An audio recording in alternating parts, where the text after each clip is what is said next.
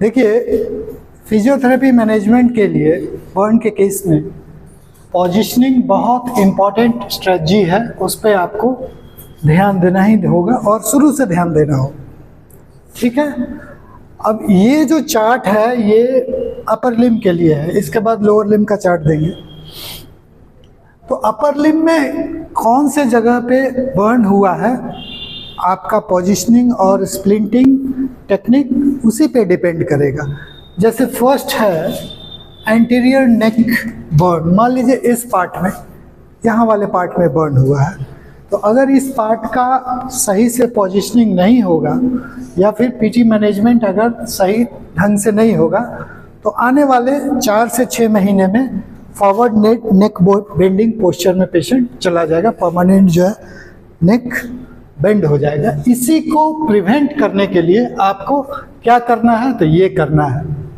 ठीक है, देखिए ये डिफॉर्मिटी है, इसका पॉसिबिलिटी तब बनेगा जब आप ये काम ठीक से नहीं कीजिएगा।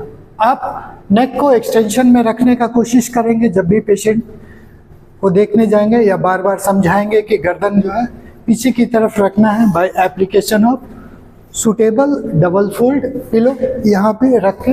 ठीक है, और यहाँ पे आपको क्या एडवाइस करना है, रिजिड सर्वाइकल कॉलर, ताकि फॉरवर्ड नेक बेंडिंग को वो प्रिवेंट कर सके।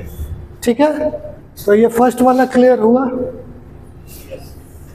ओके, सेकंड है, मान लीजिए कि ये शोल्डर का इन्वॉल्वमेंट होता है, शोल्डर और एक्जिला का, इस पार्ट का अगर इन्वॉल्वमेंट होता है तो इसका फिर फ्यूचर में क्या नतीजा निकलेगा अगर सही से ट्रीटमेंट नहीं हुआ तो। ठीक है, एडक्शन में चला जाएगा और इंटरनल रोटेशन ऐसा हो जाएगा। तो इसी के ठीक अगेंस्ट काम करना है, हैंड को ऐसे रखना है। तो उसके लिए एक स्प्लिंट आता है, ठीक है, जो लगभग एरोप्लेन की तरह दिखेगा, ऐसा ऐसा। ठीक है, बायलैटरली है तो दोनों साइड, नहीं तो यूनिलैटरली। अब इसी में आप पेशेंट को जो है ना इस तरफ इसका हैंड को स्प्लिंट करके रख सकते हैं। ठीक है, इस पोजीशन में एक्सटर्नल रोटेशन में आपको उसको रखना पड़ेगा।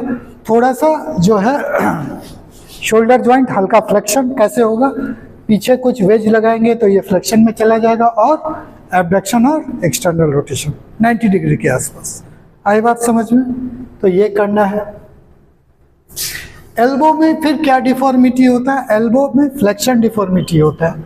ठीक है, फ्लेक्शन और प्रोनेशन ऐसा, ठीक उसका अपोजिट करना है, ऐसे स्प्लिंटिंग करना है। ठीक है, स्प्लिंट कैसे करना है, एक्सटेंशन में, आपको इसको एक्सटेंशन में रखने के लिए सिखाना है, और ऐसे ही स्प्लिंट करना है ताकि ये फ्लेक्शन में ना जाए। आई बात समझ में? यहाँ पे व्रिस्ट में देखो, व्रिस्ट में चूंकि छोटे छोटे बहुत से जॉइंट होते हैं, तो इसमें क्या होता है कि व्रिस्ट जो है एक तो ये फ्लेक्शन में चला जाता है ऐसे, ठीक है, और उसके बाद ये जो है सो पीआईपी और डीईआईपी जॉइंट जो है हाइपर एक्सटेंशन में चला जाता है, जिसके कारण से हाथ किसी काम का नहीं होता है। तो ठीक इसके अपोजिट स्प्लिंटिंग करना है, इसको जो है एक्सटेंशन में रखना है, और डीआईपी और पीआईपी जॉइंट को फ्लेक्शन में रखना है। ठीक है, इस पोजीशन में स्प्लिंट करना है, वही बताया गया था। करना क्या है ये बहुत स्पष्ट होना चाहिए कि हमको जो है पेशेंट को क्या करना है और क्या नहीं करना है। क्लियर हुआ सबको? ठीक है, ऑफ कर दीजिए।